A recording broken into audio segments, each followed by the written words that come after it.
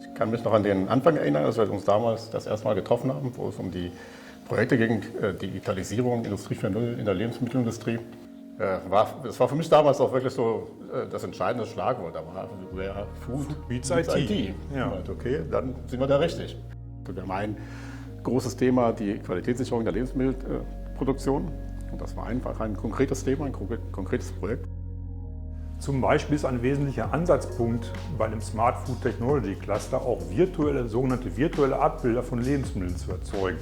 Die Brauer unter uns zum Beispiel wurden in einem sehr speziellen Projekt bearbeitet, wo es darum geht, kommen von einem Malz, einem Braumalz, einer Gerste mit sehr spezifischen Anforderungen, das kontinuierlich in der Datenerfassung zu erarbeiten und daraus einen virtuellen Zwilling zu erzeugen, wo Prozessanalytik online in die Verfahrenstechnik zurückgespielt wird.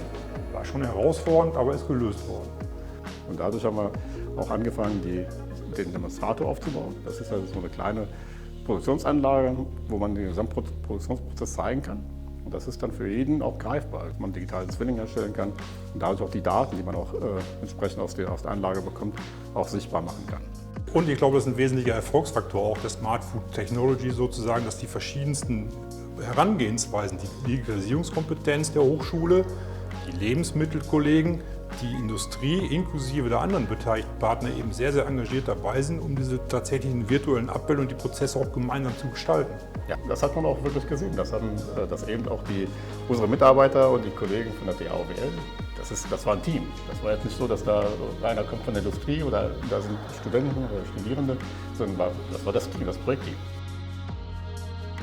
Das war auch das Entscheidende für uns. Das war nicht nur die Technische Hochschule OWL, in Lemgo beteiligt war und wir, sondern wirklich viele Partner aus der Industrie, wie Dr. Oetker, auch GEA als Anlagenbauer, dass wir auch nicht nur dann die Lebensmittelproduktion nur betrachten, sondern auch eben die Anlagen dazu, die müssen auch dazu.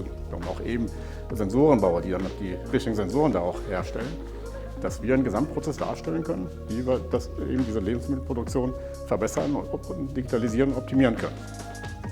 Und das zeigt eben auch nochmal die sehr große Attraktivität von diesem Cluster, die Kompetenzen der Hochschule, also wissenschaftsbasiert, aus der Automatisierungstechnik, aus der Digitalisierung mit den Lebensmitteln zusammenzubringen. Das macht es aus meiner Sicht gerade so spannend, dass da sehr, sehr interessante neue digitale Konzepte entstehen können. Gerade in der Lebensmittelindustrie hat man da noch großen Nachholbedarf, aber man denkt auch immer in großen Schritten darüber nach, Digitalisierung muss ganz groß sein. Das muss aber gar nicht so sein. Und das zeigen wir gerade mit unserem Projekt, dass man auch in kleinen Schritten, in einigen Bereichen digitalisieren kann und dadurch auch eben diese Effekte auch erreichen kann. Wir haben ja auch ein weiteres konkretes Beispiel, wo es um Thema Teigreologie geht. Also Mehl in der Charakterisierung, wie es bei der Maische vorher erfolgt, ist auf eine noch komplexere Stoffarithmetik zu formulieren. Und gerade für uns ja auch als Lebensmittelhersteller ist eben auch wichtig, dass wir da auch zum Beispiel solche komplexe Dinge wie einen Teig zum Beispiel, einen Weizenteig mal mitgebracht, der dehnfähig ist, dass man das eben auch mal inline erfasst und auch den Prozess beschreibt.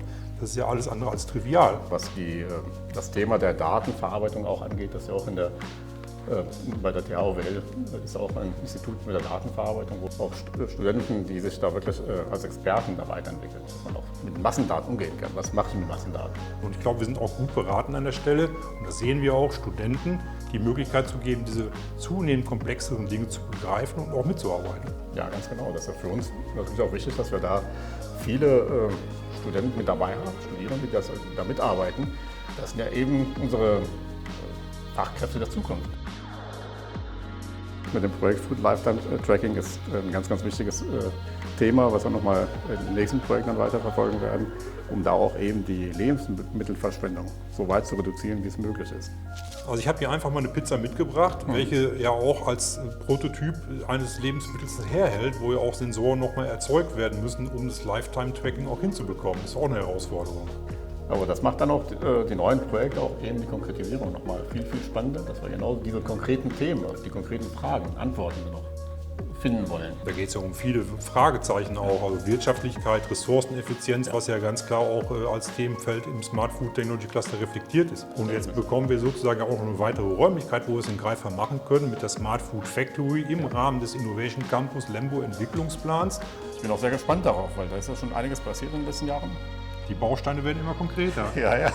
Und die Smart Food Factory wird natürlich auch sehr, sehr spannend, wenn wir da auch die Demonstratoren dann auch haben. Das sind schon spannende Projekte, wirklich so, wo man auch merkt, da ist auch wirklich einiges an Potenzial dahinter. Und da auch eben in diesem Bereich der Lebensmittelproduktion auch viel mehr Effizienz reinzubringen und auch Technologie, die aktuell da ist, dass man die auch besser nutzt, um da bessere Ergebnisse zu erzielen. Und ich glaube, da bringt eben auch die Hochschule OWL mit ihren Kompetenzbereichen, die sie dann einbringt, also Digitalisierung, Automatisierung und Lebensmittel in Verbund mit den beteiligten Unternehmen, einen wirklich großen Faktor in die ganze Waagschale hinein. Das ist eine sehr, sehr starke Marke.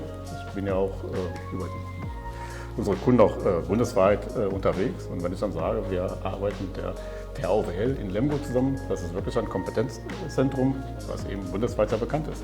Und diese Sichtbarkeit gilt es eben auch für das Lebensmittel weiter zu stärken. Und von daher sind diese Clusterprojekte, die Sichtbarkeit nach außen eben auch sehr, sehr wichtig.